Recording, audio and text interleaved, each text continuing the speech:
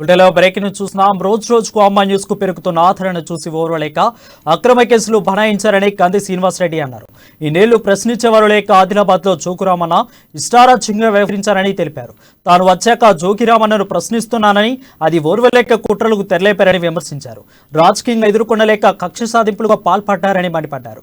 అసత్య ఆరోపణలు చేస్తూ అమ్మ న్యూస్ డైరెక్టర్లకు నోటీసులు ఇచ్చారని తెలిపారు. ఎన్ని నోటీసులు ఇచ్చినా అమ్మ న్యూస్ ఆదరణను బెదరదు అని స్పష్టం చేశారు.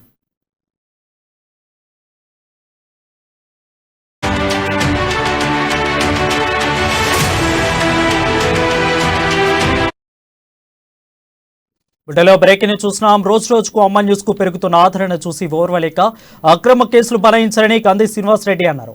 ఈ నేళ్లు ప్రశ్నించేవారు లేక ఆదిలాబాద్ లో జోగురామన్ ఇష్టారాజ్యంగా వ్యవహరించారని తెలిపారు. తాను వచ్చాక జోగురామన్నను ప్రశ్నిస్తున్నానని, అది ఓర్వలేక కుట్రలకు తెరలేపారని విమర్శించారు.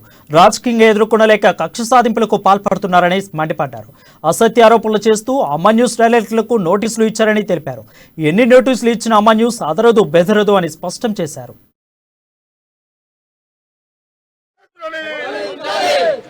ఆదిలాబాద్ ప్రజలకు నువ్వు మేలు చేయకపోగా ఆదిలాబాద్ ప్రజల కోసం కంది శ్రీనివాసరెడ్డి చేస్తున్నటువంటి సంక్షేమాల్ని, సేవా కార్యక్రమాల్ని నువ్వు అడ్డుకుంటున్నావు. నువ్వు మనిషిగా జోగురామన్న లేదా రాక్షస మనిషి రూపంలో ఉన్న రాక్షసునిగా ఆదిలాబాద్ ప్రజలు అడుగుతున్నారు. ఆదిలాబాద్ ప్రజలందరికీ నేను విజ్ఞప్తి చేస్తున్నా, ఎందుకు నా ఆఫీస్ మీదకి జేసీబీలు వస్తున్నాయో ఆదిలాబాద్ ప్రజలు మీరు గమనించండి. ఎందుకు నా తల్లిదండ్రులకు నోటీసులు వస్తున్నాయి? ఫేక్ కేసులు పెట్టి నా తల్లిదండ్రుల్ని పోలీస్ స్టేషన్ల చుట్టూ తిప్పుతున్నారు. మీరు ఆలోచించండి ఆదిలాబాద్ ప్రజలారా. ఆదిలాబాద్ లో కంది శ్రీనివాసరెడ్డి ఒక్కడే ప్రశ్నిస్తున్నాడు ప్రజల తరపున. కంది శ్రీనివాసరెడ్డి ఒక్కడే పోరాడుతున్నాడు ప్రజల తరపున. అతని ప్రశ్నించే గొంతుక కంది శ్రీనివాసరెడ్డి గొంతు నులమాలని, ప్రశ్నించే గొంతుక కంది శ్రీనివాసరెడ్డి ప్రశ్నించకుండా చేయాలని నన్ను రాజకీయంగా ఎదుర్కోలేక నా తల్లిదండ్రుల మీద నకిలీ కేసు పెట్టించిండు.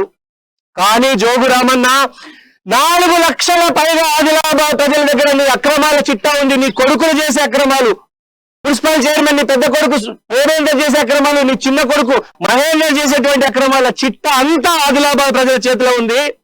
సమయం సందర్భం వచ్చినప్పుడు జోగురామన్న నీ ఇంటి నుంచి నా ఇంటికి ఎంత దూరం ఉందో, నా ఇంటి నుంచి నీ ఇంటికి ఎంత దూరం ఉన్నది ఇప్పుడు నాకైంది కదండి.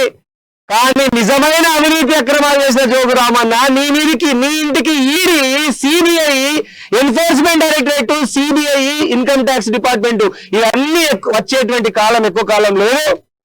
నిన్ను బలంగా ఆదిలాబాద్ ప్రజలే నీ అక్రమ అవినీతి ఆస్తుల చిట్టాని అవినీతి రామన్న